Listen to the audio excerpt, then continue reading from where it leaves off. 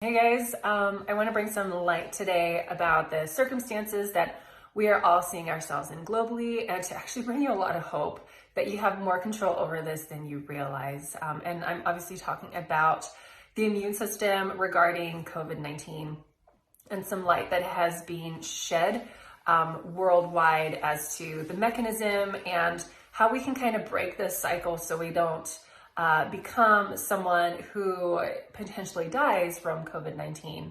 I brought Tristan along with me to help me explain these things. But do you want to go into what we're seeing right now? No, I think you should. You've been doing all the research on this right now. So. Okay, so, and I brought him here to help me break down a few things if I don't have good words for him. But I've been doing some research, especially research in correlation with, because Italy had experienced such a high mortality rate, but more than half of those people that were dying had more than 3 different types of diseases. And then I went through the reports on that, which was actually all in Italian, and so I had to be there with my little dictionary. But 99% of the cases are either in the elderly or people that have multiple diseases. The diseases that had the highest percentages, I looked those up, and those percentages are as such. So people, so 35% of people that died in Italy had diabetes, all right, 35.5%. So more than a third. And then 30% of the people that died from COVID-19 in Italy had high blood pressure, followed by, and that was 30%, heart disease was 24.5%. And then the next percentage was active cancers. So that kind of makes sense because they are immunocompromised, have probably been doing a bunch of chemotherapy and whatnot. And then the fourth or the fifth group of diseases or co-diseases that these people had was chronic renal failure, which is 18%. Now, this is where the interesting part comes in, because when you look at the list of medications for all of these, except for cancer, for high blood pressure, heart disease, diabetes, and chronic renal failure, they all use a medication called an ACE2 inhibitor. What does that mean, and why is that important? One other thing about that, because half these people had 3 or more diseases, there's a pretty good chance that a certain percent of the active cancer patients also had an ACE2 inhibitor because of either diabetes or heart disease or renal failure, things like that. Exactly. All very common things that can occur after going through cancer treatments. Exactly. So, what do these ACE2 inhibitors and COVID-19 have in common? So what scientists and researchers are finding is that how this virus impregnates itself, for lack of a better word, into your cells and your DNA is through something called an ACE2 receptor. Now, if you have more ACE2 receptors, you have more ground surface for these viruses to come and insert themselves into you. I'm using some really terrible terms here. It's basically how the virus penetrates your defense system, right? That wasn't any better. What? Anyways, but I don't know where your mind is right now, but I'm talking about clean. Life-threatening diseases. So anyways, how this virus inserts itself into you is on these ACE2 receptor sites.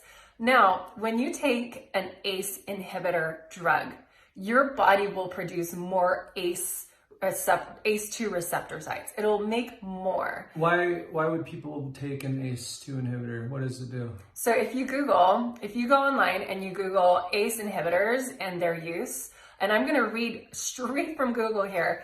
ACE inhibitors are used to treat a number of heart-related conditions, including high blood pressure, heart failure, heart attack, preventing kidney damage with high blood pressure association, and diabetes. Now let's look back at that list of the deaths associated with the COVID-19 and the diseases, the other diseases that these people had. Okay, remember, ACE inhibitors help with conditions like high blood pressure, heart failure, heart attacks, preventing kidney damage, because of high blood pressure and diabetes. Now our list: high blood pressure, heart disease, diabetes, cancer, and then chronic renal failure. They're exactly the same. Now, this is where the important information comes in, because how do we prevent us from having to use ACE inhibitors? Now, I'm not saying that your use of an ACE inhibitor is going to be your demise if you get COVID-19, but we're seeing some pretty strong correlations with what some of these experts are coming out with. What do we do about this? We definitely do not tell people to stop taking the ACE inhibitors. Absolutely not. First and foremost, just because the ACE inhibitors could be correlated with deaths from COVID-19 doesn't mean that you'll be okay if you just stop taking the ACE inhibitor, right? Because that just puts you at risk of dying from the original problem. Right? Exactly. So please do not stop taking your medications. Like, we are not, like, please talk to your doctors about this. There has been reports from, I think, like the FDA being like, don't stop taking your medications because of this news that's coming out. But what is it that we should do right now? So this is where we have to have like a come to Jesus moment, because America is now being hit with this, and we're going to be hit hard. Why? Because so many Americans have type 2 diabetes. And when I say diabetes, I'm talking about type 2 diabetes, right? Now, type 1 diabetes people are immunocompromised, absolutely. So they are very much in danger as well, which is, again, why we all have to be responsible citizens and do social distancing.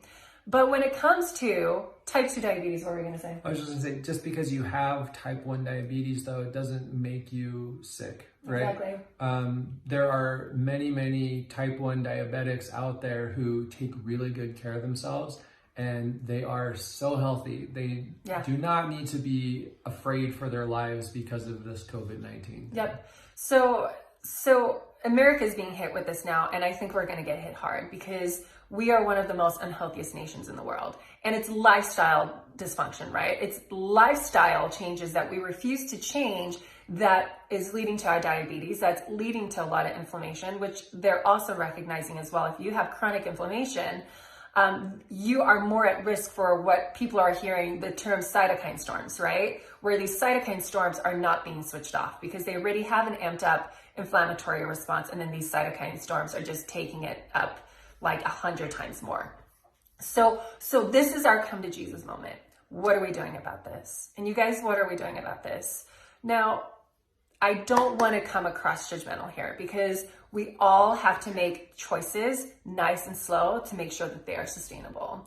But when I'm going to grocery stores, why is the fresh produce still there and all the cereal is gone? Why are there still lemons and oranges that are high in vitamin C? Why is there leafy greens that's high in vitamin C and all the pasta is gone? Why is all the sugary food completely gone and all the healthy foods, the foods that are anti-inflammatory, the foods that are going to prevent things like high blood pressure, type 2 diabetes, heart disease? We are not learning from our mistakes. No, in fact, you know what else is gone? What? The supplements. Oh, yeah. The ascorbic acid supplements wiped clean. I mean, even the good vitamin C supplements wiped clean. Completely gone. We as a people are so accustomed to taking shortcuts. And we're not being accountable. Like, we cannot be accountable to ourselves. You can't live off of cereal and ascorbic acid. That is not the same thing as having a diet rich in natural vitamins and minerals and nutrients. Right. If you are going to take supplements, make sure it's in conjunction with the healthy lifestyle plan, right? Eating lots of fruits and veggies, low carbs, no refined foods, but all the refined foods are gone. They're gone. And this is where our problem lies, America, and whoever's watching this from around the world, is that we need to talk about this, all right? We literally are being hit with a virus that is attacking those that are most vulnerable, potentially because they, for decades, were eating processed foods, lots of sugar. And again, this isn't to shame anyone, because when you know better, you do better.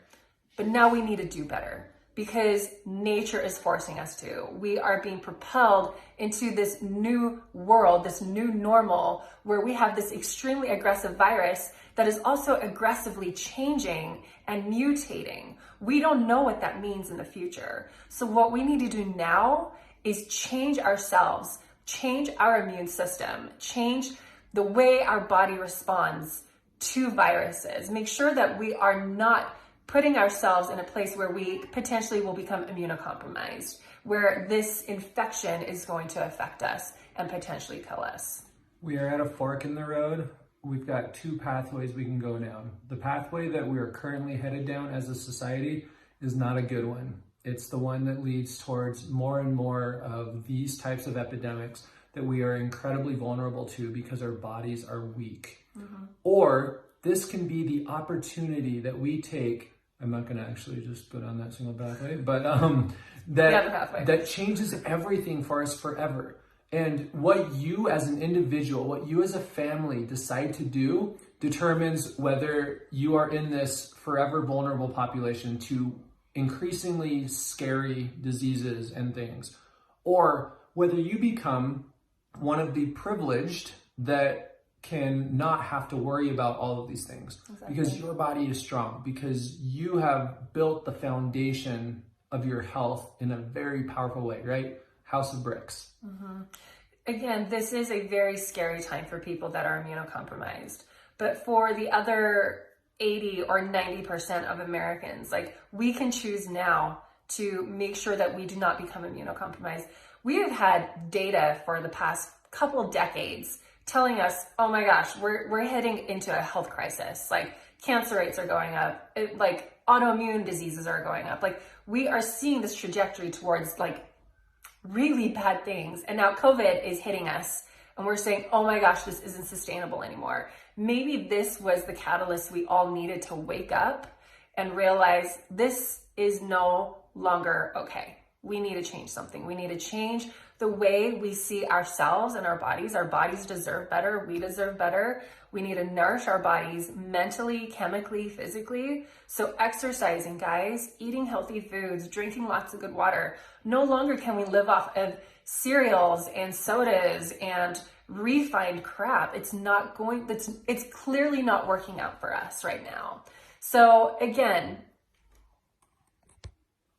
sorry, my phone just did something. So again, not to come across as judgmental or pushy or anything like that, but from what we see, we can change our lifestyles and change the statistics of this. That is something we can do right now. And I hope that you take that responsibility on yourselves, for yourself and for your family, for your loved ones, and recognize the power that you have over this, okay? Everyone feels so unempowered right now, but yet you have so much say in what's going on right now with the outcome for you and your family. And that literally starts with what you put in your fridges, on your plates, in your pantries, what you're putting in your grocery cart. There's a lot of talk of social responsibility right now, and hopefully everybody's doing that. But a part of your social responsibility should be making your body strong so that you can kill the disease before you become a vector of the disease that infects other people, right?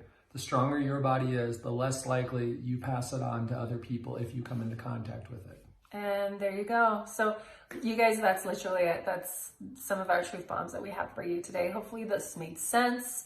You have more power than you realize. And I hope that what we're seeing today helps us. And again, I don't think being motivated out of fear is a good, sustainable motivator. It's an opportunity. It's an opportunity. It's a call to action. And the action has so many great benefits to it that go way beyond COVID-19. It affects every part of your life. Exactly. So when you are meditating around your lifestyle changes, it's not going to be because I'm scared of COVID-19. It's because I'm building my body, because I am stronger, because I want to be healthier, because I want more energy, because you deserve all of those things. And my hope is that, again, I hope COVID-19 just goes away, but it's not. It's going to be here. And this is going to be our new norm that we need to kind of get used to and adapt to, unfortunately. So we'll see. I hope the future brings big, bright, beautiful things for us all. But in the meantime, this is what we've got. And that's it. Until next time. Bye.